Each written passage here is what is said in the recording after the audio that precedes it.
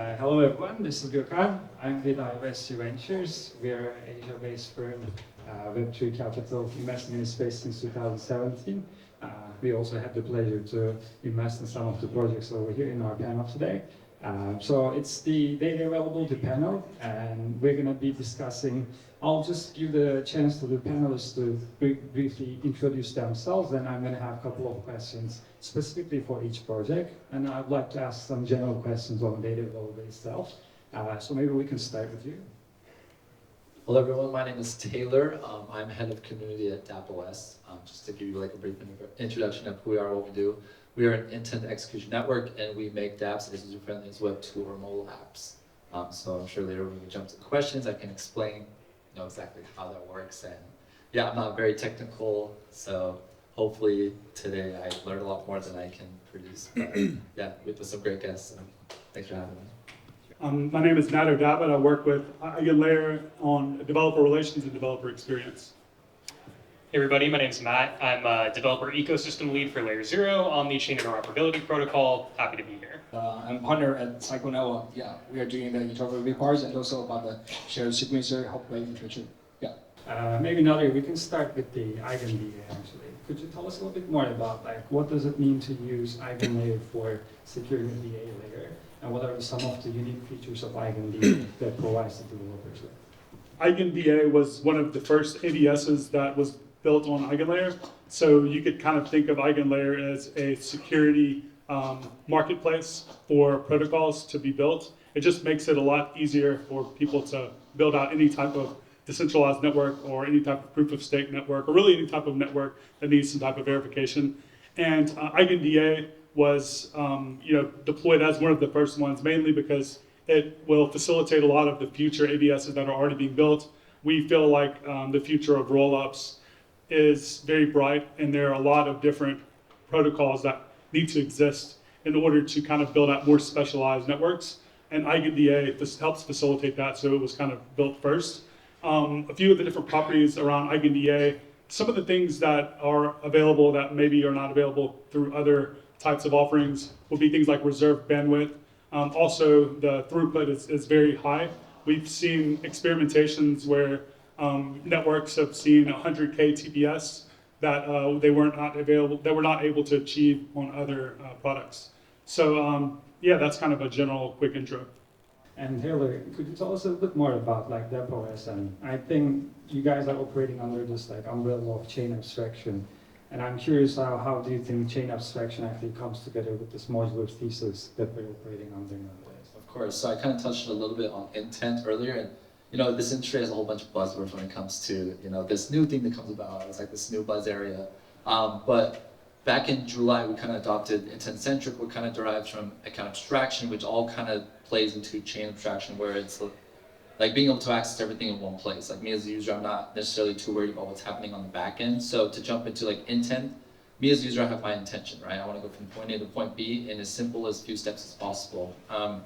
So I guess the bread and butter of exactly what we do are our integrations and collaborations. We're lucky to collaborate with and integrate some great projects, mostly DApp and DEX focused right now. For example, GMX is they're one of our big partners. They're based on Arbitrum blockchain. But at Dappos, we provide a unified account to where I can now access GMX and do all the same things I would normally, but I'm able to access the 8 or 9 different chains that we support now. And if it comes down to the very end, with chain extraction and everything, and if, let's say I don't have enough Arbitrum to carry out the gas fee, it doesn't matter, because with the unified account, I have everything in one place. So it kind of comes down to with chain abstraction, intent-centric, account abstraction.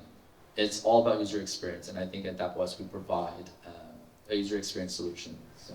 And Matthew, could you tell us a bit more about the LayerZero and how it is basically? I mean, in our view is that the cross-chain communication is basically the precondition for us to have this interoperable modular stack. And I'd love to hear how you guys are empowering this. Sure.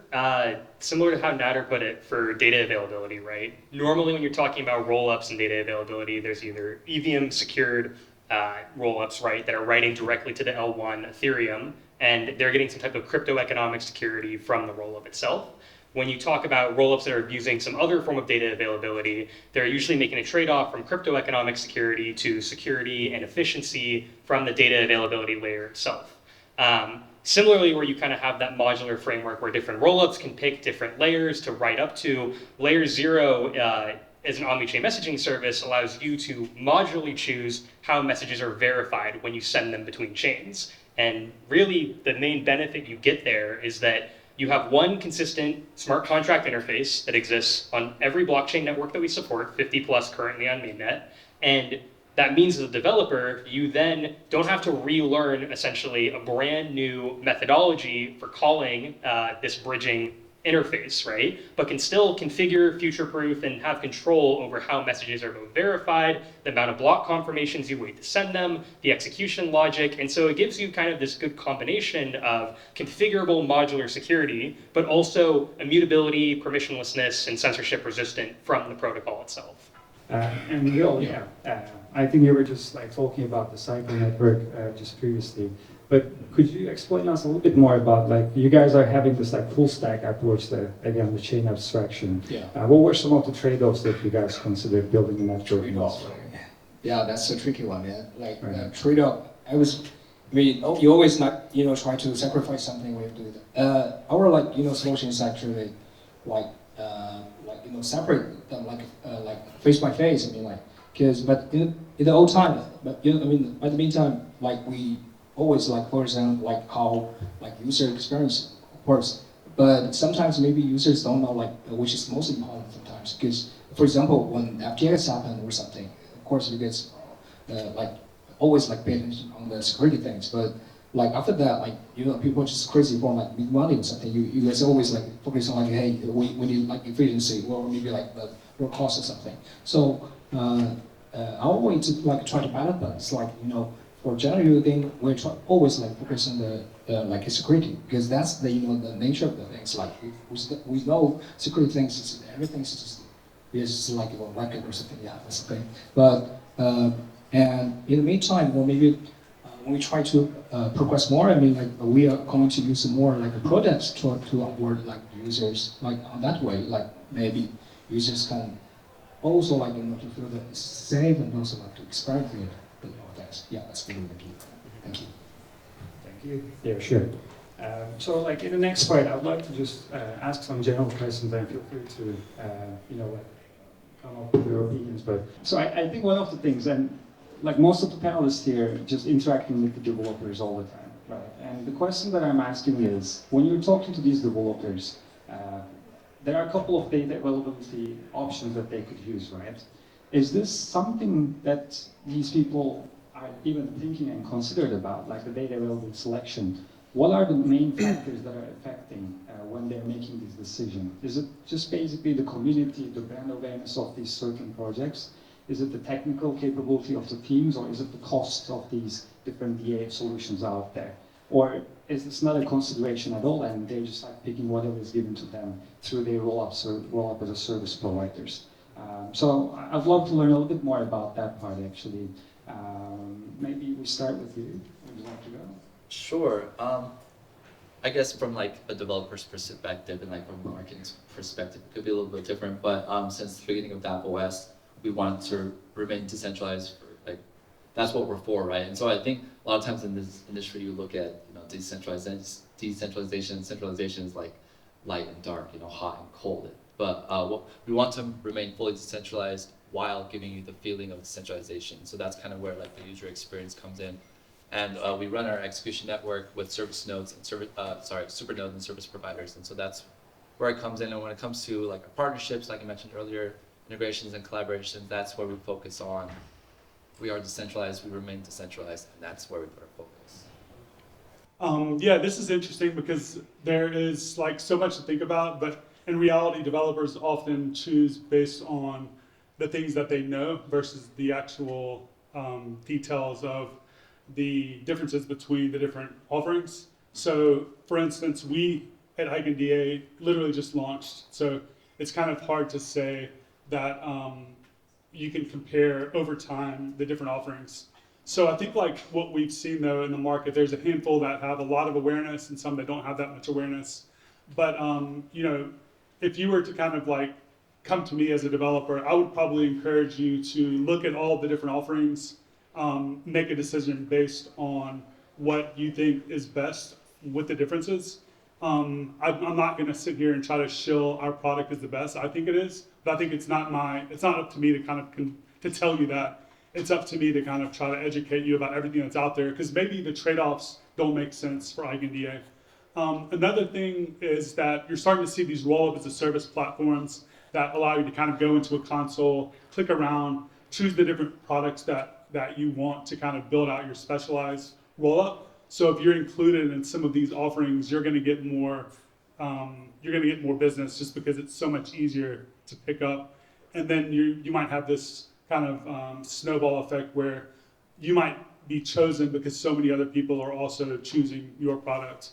So there's quite a bit that goes into it, but I think that, people don't always make a decision based on the actual like technical differences. They often make it based on hype, which isn't good. Yeah, I think going off of what Nader just said too for trade-offs, one of the big things for data availability, right, is one, being able to understand directly that the trade-offs you're making for security, right, where versus rolling up to the L1, being able to inherit security from Ethereum directly and kind of the name brand association with it versus cost, efficiency, retrieval speed, right, for like reading the data directly from an alternative DA and then writing to that DA itself.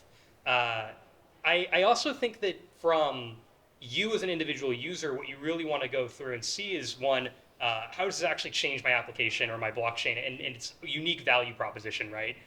We have this narrative, I think, today where we believe there'll be tens of thousands of blockchains, but if you're going to be making a brand new chain and using some type of data availability service, you need to think about why does your chain need that data availability to begin with? What is it doing uniquely that, for whatever reason, is providing a unique value proposition for users building on top of it, or for the service that you intend to give as a developer?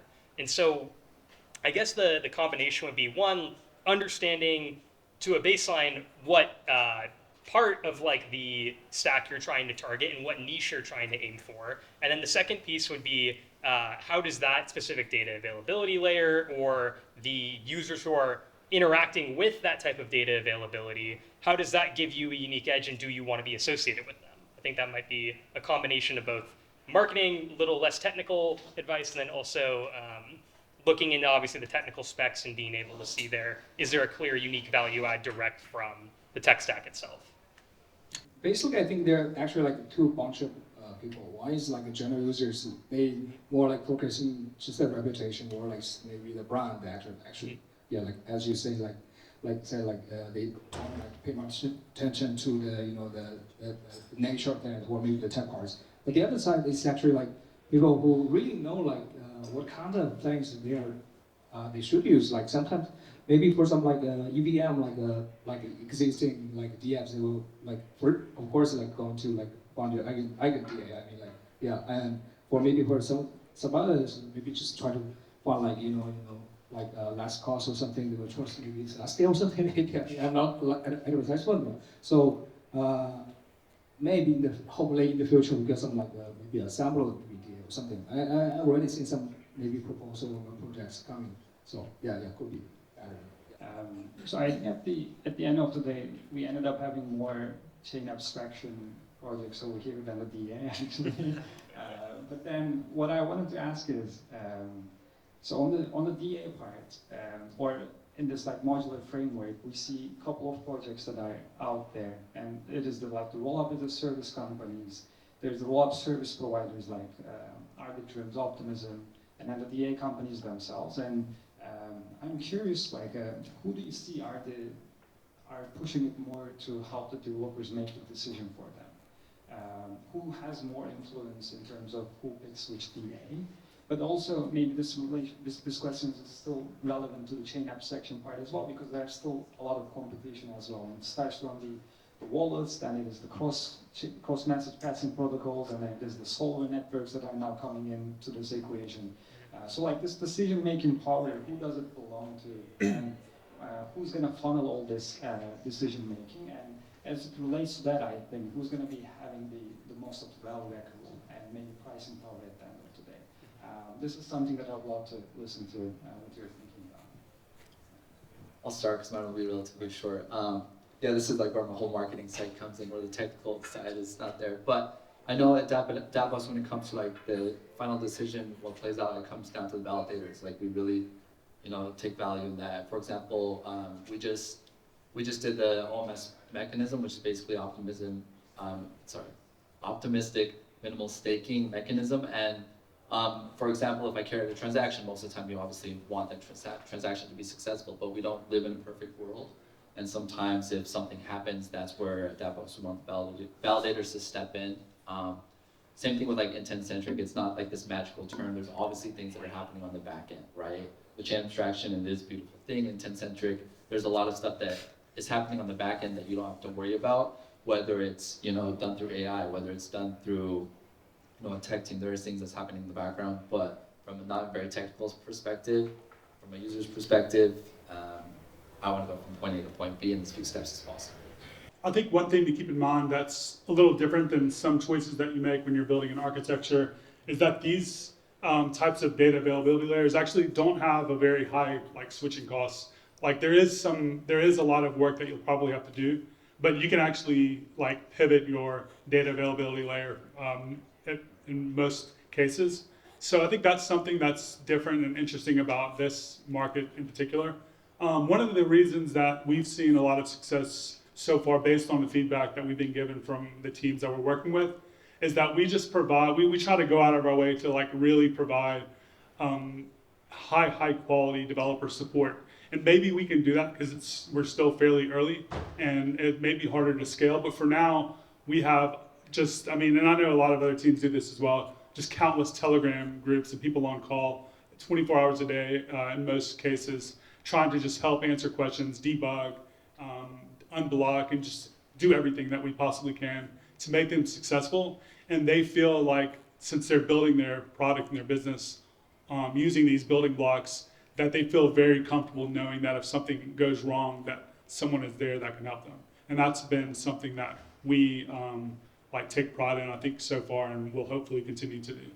Yeah, I think following that too, diving back into what you said about where does value kind of trickle down to the data availability, I think it's interesting because roll-ups as a service right now is really interesting, right? Being able to deploy a chain with one-click deployment. But I do think that there is going to be a need for, especially more chains that are being built, to differentiate themselves and kind of dive into their own unique value add, right? And so having a good niche understanding of what the DA value provides between each DA provider, one might be something that you want to dive into a bit more and have a strong thesis about. And I'm sure different DAs can unlock different use cases depending on whether you need everything on high frequency reads and high frequency writes, whether you care mostly about cost, security. Again, these are the same paradigms you have for dApps, just expanded upon the chain themselves. But I would say for anyone who's looking into building out either chain that's based on a roll-up as a service or just doing it all manually yourself,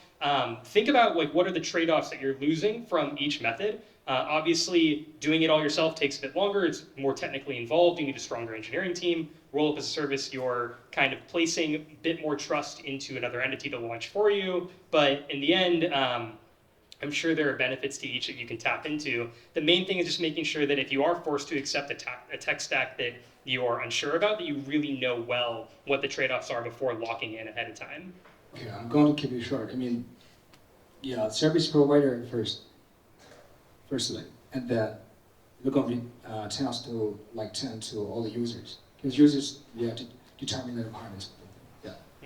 And maybe next question is going to be a little bit more about building the whole ecosystem and community around your project.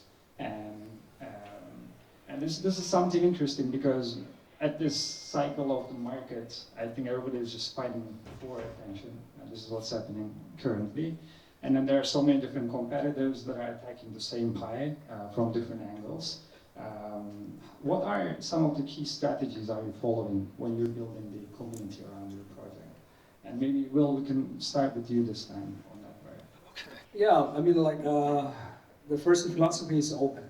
It's always open to the situation right now. We don't like to just focus on the thing you work like myself, your own one. Like you need to like look like outside, like to see like what happened right now. You need to like cooperate or maybe like to choose the better situation or solution things. Like yeah, you cannot just like say, hey, we are the best, we are the things. Like everyone just come here. Yeah, it's the first development. Like we try to like onboard more users. The second one is like to be like to help them to find out the best situation or solution. Like we're not going to say, hey, you can do this first and do that first and then something. We say like we build this kind of platform or maybe framework. Like try to like accelerating the DApps like or builders like to help them to find what's the best or something. So when we play, hey, here's the stage. Yeah, come to build or something, and we can definitely help you to like grow bigger. Even though we're just starting something, but yeah, we kind of like stay here for a long time already, and of course for the things everybody's doing, we can do that, and we try to offer something more. And that's also like something I'm doing ever since I graduated from the crypto things and type in the things. Try to always try to help the builders. Yeah, that's it. Maybe speaking on this too from like a developer relations standpoint, I think the time to 0 to 1 for like your core user is really important. Having it where they kind of have that aha moment and they click and they realize, oh, this is what I'm able to achieve using this tech stack, using this product. It gives you, one, the ability to kind of flesh out better and understand, okay, how are users approaching their mindset towards my product, my industry, whatever it may be. And then two, I think, at least for like crypto in general, giving them a good like distinction of like how you're different and getting that clearly on paper either to begin with or giving them just clear like stepping stones to follow once they start completing that 0 to 1 moment, right? If you can do that really, really well, you kind of have a audience of one, core users that are advocates for your product already. You don't have to fund it as much, from yourself in a central, like top-down way. I think a lot of the best crypto products that do the best are actually very bottom-up in nature, right? The best advocates are the people that realize, hey, we were able to unlock this core use case that we couldn't do before, and we did it by not only reaching out to the team who helped us onboard and get into the tech stack, but also doing it in a way that's permissionless. If you do it strictly just top-down, I think you're almost like fighting the current a lot of the time. It is a very good discussion so far. I think this is something that I'm really excited and interested about, or I would say passionate about, and I really have been doing developer education for like 10 years, so it kind of falls into this category a little bit. But I think the two things that have worked best for me so far are, first of all, I think helping them to be successful regardless of what they're doing with your product. So if they come to you and they want to have a solution, if your solution isn't the best for them, then don't try to kind of like shill them on your product. Instead, be completely honest with them and kind of point them to even a competitor if it makes sense. Because then you're going to build trust, and over time, you never know, a year from now, 6 months from now, whatever, maybe never, but at some point, if you do have the opportunity to like provide them with some help with what you are selling, then they genuinely know that you're not, that you kind of are there to like make them successful. Number two, is that we are, and I've done this like in most of the teams that I've worked with, like going out of our way to make the products themselves successful, because if they're successful, then that will ultimately like obviously make us successful. So we have developer like relations programs that we offer for teams that do documentation review and help create content and help social media posts and just anything that we can possibly do to supplement if they don't have like a great developer marketing team, or even if they do, try to help them in that regard. So when it comes to community, I think it can be broken down into different parts, like growing your community and like keeping your community. Because, as a project and, from my experience in building a community the community is almost like the backbone of your project, right? So if you want to grow community, you got to have the incentives, you got to have the rewards, you got to have campaigns. I mean, everyone knows during a bull market that's going to be a lot better, but during a bear market, are you still going to have those same users? Are you guys still going to have that loyalty? So when it comes to keeping a community, it's all about like transparency and trust, right? Like if they're going to be with you through the bear market, they're going to stay for the bull market, obviously. So I think, like I mentioned, the community is the backbone of the project. You got to be transparent. You got to keep them updated with what's happening every single day, whether it's a Twitter post, whether it's, Telegram, whether it's fixing problems in Discord, you really got to keep them updated. You got to let your users know that. I mean, they have options. This community is growing. There's new projects every single day. They're probably doing the same thing as you are. Could be doing it better. Could be doing it worse. But users have options, so you got to give them reasons to stay with your project. Perfect. Thank you. Maybe the next question, we can talk a little bit more about the app stack. As I think Vitalik was also talking about this, like when he was talking about Ethereum's roadmap, he was saying that most of the major changes has happened. They're behind us now. After that, it's going to be mostly changing some metrics regarding the blockchain itself, but there won't be major changes to the roadmap itself. So that, I think, gives everybody the confidence that, all right, like now it is the app stack that is approaching us, and this is what we're going to be seeing. And given that you're mostly interacting with the developers, what do you see them building, and what is it that gets you excited about in terms of the developers building there? Anybody wants to start? Our favorite team, I think, at LayerZero right now is Tapioca DAO. I'm not sure if you guys have heard of them, but they were one of the first projects to deploy on LayerZero. They recently deployed again on LayerZero v2, and they are like the perfect case study of bottom-up developers that fell in love with the product because of what you could do with it, and then now shill it to everybody on their own accord, completely irrelevant of whether we care or not. And it's awesome to see because they keep trying to push kind of the boundaries of what the infrastructure will enable. One of the big things that they enable is basically one-click bridge, swap, composable calls, basically, where as a user, I can send a transaction through Tapioca DAO. It'll bridge a token for me. It'll swap that token for another token, go to another chain, do another swap if I want within their network, and then bring it back to my source chain if I want.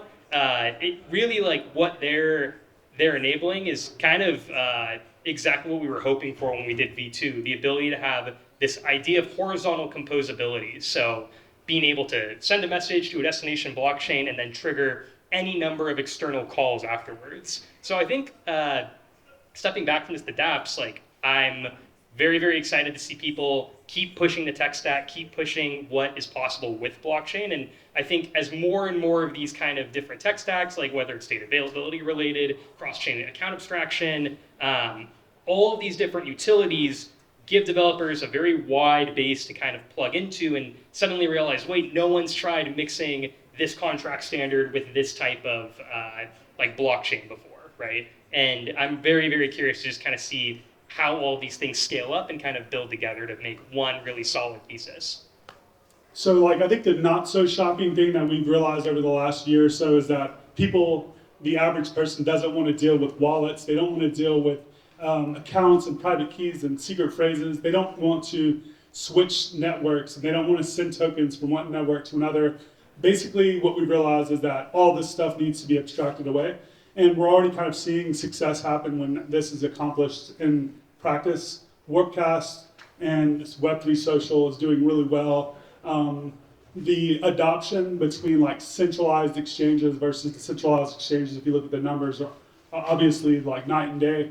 So I think what we just are really betting on are teams that are able to kind of understand this and build out the types of experiences that enable the use cases that people are already familiar with, but enhanced by crypto, different properties, I guess, cryptoeconomic properties. So what would that be? Account abstraction, dealing with things like paymasters and relayers and social login and passkeys and gasless transactions, all this stuff packaged up into a nice user interface. That's the only way that anyone's going to get any real adoption, and that's the only adoption we've seen so far. So I'm completely 100% focused on teams that are building in that regard. Yeah, when it comes to growth and interaction and integration, working with other projects, and it's never perfect, right? It would be beautiful if I could work with everyone in this room, but the tech doesn't always work out that way. So I think we'll continue to see, as tech is always improving. For example, Dappos, for the last year and a half, where our main bread and butter has been specifically with dApps and DEXs. Now we're looking very much into GameFi as it continues to grow. This last week I was at Hong Kong, and one of the big narratives there was deep. And so seeing these real world assets come to life and figuring out how you can take these world things and add tech into them. So I think as we continue to like move throughout this year, it's going to be seeing like what projects make the most sense to integrate with. But yeah, a lot of times it comes down to like just what the person's like, what the team's like, and you figure that out first. If you can be a friend of someone, then you can figure out the tech if you work hard enough. So. We actually like with those kind of groups like just chasing for the truth. I mean, like that's the part.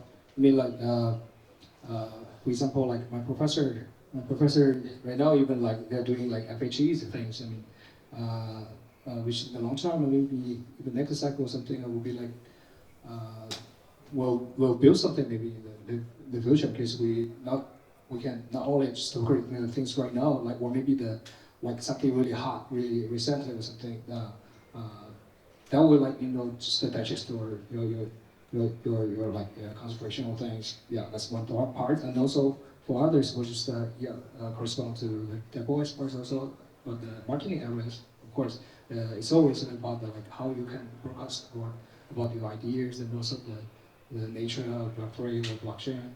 If we can really like good at that, of course, any kind of like program tool like that. And maybe to conclude, if everybody could take a minute to talk about some of the exciting milestones that are approaching and maybe tell people how they can connect with you. Yeah, so recently, the past 2 weeks, we just received our seed investment round from Polychain at $15 million, $300 million valuation. So that was kind of a big thing for us. And so moving forward, like I just touched on, is building as a project, building the community, getting the legitimacy that we are, that we need. So yeah, attending events like this. I was just in Hong Kong last week, here this week, and each place in the world, each event has its own thing to offer, right?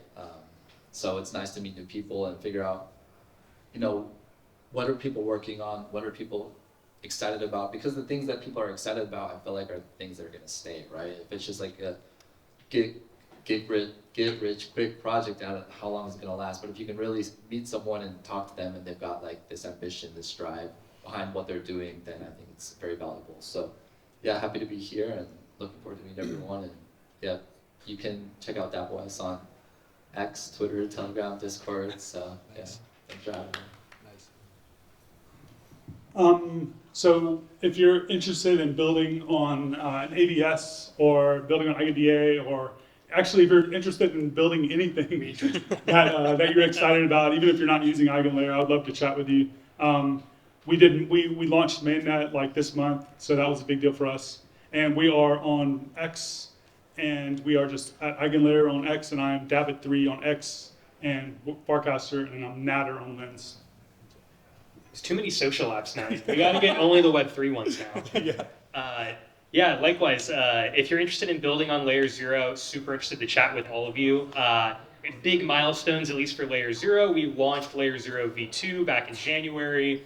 We're now currently live, I think, as of today, on 60+ mainnet chains. So huge excitement there. Stargate V2, our native token bridge built on top of LayerZero, should be launching this month. We have just like the engineering roadmap's been crazy. So I'm stoked for the next 6 months. Definitely stay tuned. If you want all the updates about what's coming next, you can talk to me after the event or follow me on my Twitter account. It's @uncrackable with my last name and spelled that way. So if you find me, you can check me out. And also, there's a couple other hackathons that we'll be doing, I think, later this year. So follow LayerZero Labs on Twitter, LinkedIn, wherever you find us. We'll give you the information from there. Yeah. First, I guess we are the youngest like program right now because we just closed the first round like this January and from the lead investor by Dappos from Singapore. And but we're really fast because we're like about to start the second round. I mean, like and also we already like upgraded the team and finished the test already, and hopefully we're going to like launch our mainnet like in Q3, and of course like TG. Yeah, thanks. Like I mean, like that's the thing. And how you can find me? I mean, like I mean, we got the team over there and the booth. Yeah, we can talk face to face. No problem. Yeah. Thank you guys. Perfect. Yeah. Thank you to all the panelists for the great insights, and thanks everyone for listening. That's all for the panel. Thank you. Thank you, guys.